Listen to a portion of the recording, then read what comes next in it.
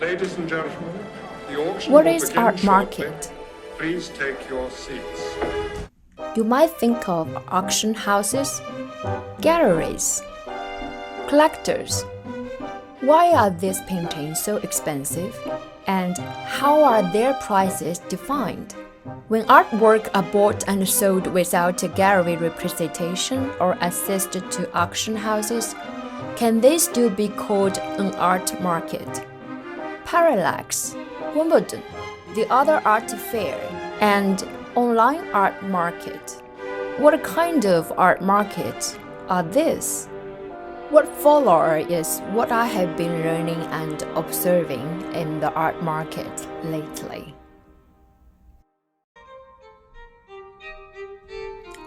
This should be the image most people have in their mind of the art market, where price can skyrocket at auction houses just because two rich people are obsessed with the idea of winning valuable objects, and where the value of the artwork is disproportionate to the price.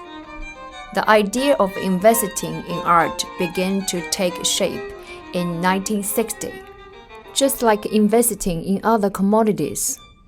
And today, the multi-billion-dollar art market is taking shape. How did this work become so expensive?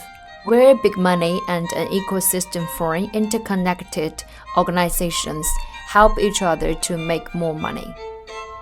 With their help, art has become not just a form of investment, but an investment vehicle.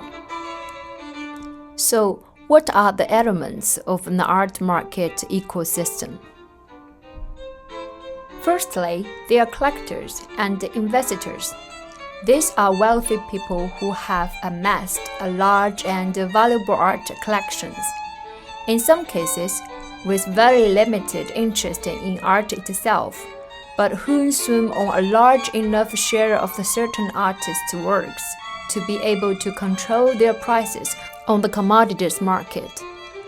As in the case of Geneva Vault, collectors have hidden 1 million pieces of art behind this barbed wire fence, including 1,000 Picassos, which is a capital asset in their portfolio.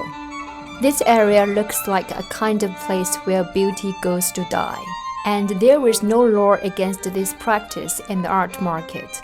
There is another kind of patron, some call them contemporary art incubator. These wealthy people commission works from lesser-known artists and then sell them for a profit. It was advertising magnate Charles Saatchi who started this trend. In the middle 1990s, he selected a group of art school graduates to work for him with proper peer support, and created what became known as the Young British Artist Movement, arguably the last big thing to happen to the art world in the last 27 years.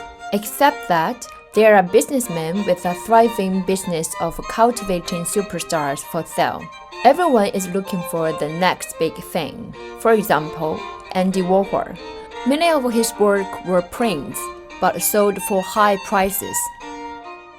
Jeff Koons, whose work Inflectable Bunny is the most expensive artwork sold by a living artist, and many of his work are ghostwritten. They will all set up production facilities with assistants to produce art that sold at high prices. There aren't many of these people, but I reserve the right to question what they are bringing to society through their art. The role of the gallery in this ecosystem is to develop and protect the market for the artist it represents. Galleries can make an artist's career, but they can also destroy it to satisfy their clients. There are a handful of large international galleries that dominate the multi-billion-dollar art market. Recall that a BBC documentary revealed how certain galleries pretend to bid for their artists in order to inflate the price of art. In the past, auction houses served as venues where art dealers purchased the artwork at low prices and subsequently sold it to their clients at a markup. Nowadays, Entities like auction houses play a pivotal role in the art market, providing opportunities for private sales, offering advice, and facilitating financing.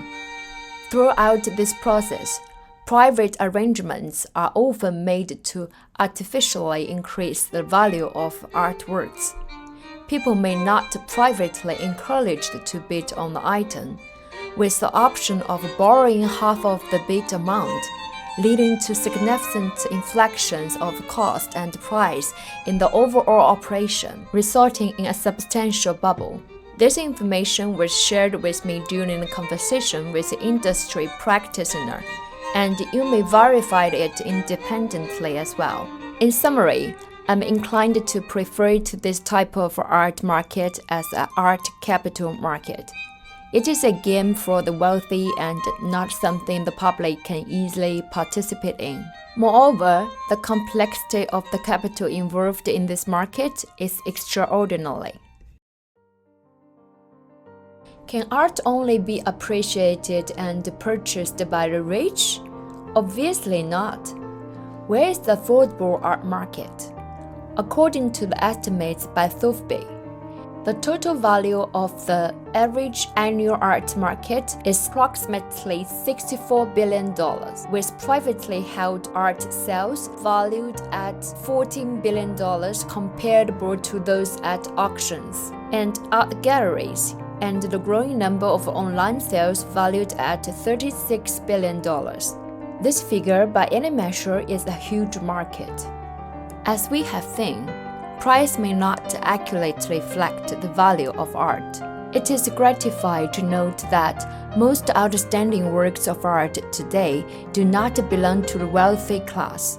In this vibrant and transparently priced market, the value of artworks can continue to grow without interference of artificial speculation.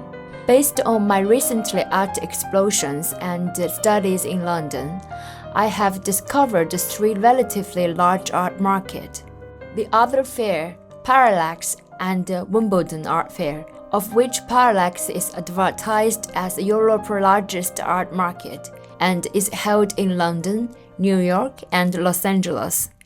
This art fair is always growing and growing. Every year we have more and more people coming through, so it's very exciting to see. At the London Fair on October 28 to 29th, I conducted a survey of 100 artists on the floor, and the results showed that 74 of them were independent artists, 19 had their agents but were family members, and only a very small number said they were signed with some small galleries. In other words, most artists rely on sales on various social media or art fairs, so they not only need to devote themselves to painting, but also have to deal with the challenge of the market. We're here at the Parallax London Art Fair, and I'm one of the participants. And I'm here with a recent painting that was painted this year. I'm here at the Parallax Art Fair in London for this weekend, showcasing my art. So that's what I'm kind of experimenting with, finding someone maybe to represent me, or just finding the right. It's forever changing, and I personally don't know the market that well. I go with the flow of things, see what's coming my way, and see if that just. I throw myself into any opportunity. I'm not a commercial artist. I've sold works here and there. I've had a few good shows. I had a show in New York when I was in 2008. That was a really big show. I mean, somebody gave me a really major show in New York, and I know what it means to show. And I had a show in London in 2004 also. That was a great show. But I'm still not working for the market. I'm not working for a gallery. I have nothing against trying to sell my pictures. I guess I wouldn't be here if I didn't want to sell my pictures. But I'm not going to attempt to conform whatever is driving me to be something that the market wants. So I'm just slowly getting more and more exposure. Yeah, I also have a Shopify website, so I'm doing some online marketing. But that's a bit of a slow. So my marketing budget is not big yet. This is an art market that is within reach of most people, and artists here usually do all the work alone because of funding issues, and what they earn is the appreciation value that their artistry provides, which is minimum compared to the art capital market. And is it the quality and the market of these artworks that affect the society at large? In which art market can the cultural value of the art be truly disseminated and reflected? Most people believe that when art becomes a financial instrument, its cultural and social values are negatively affected. And when the economic value of the art becomes more important than its cultural value, this is harmful to the culture. So, why does this social phenomenon exist? Society should encourage emerging artists and the art life market, rather than following the capital to repeatedly speculate on painters who have already become famous. And how can the art life market truly enhance the public aesthetic and realize the dissemination of its cultural and social values? The existence of social phenomenon must have its natural role. In art capital market, not all works are necessarily worthless, and in the art lifestyle market, piece may still pitch in higher price. This is still an open topic for discussion.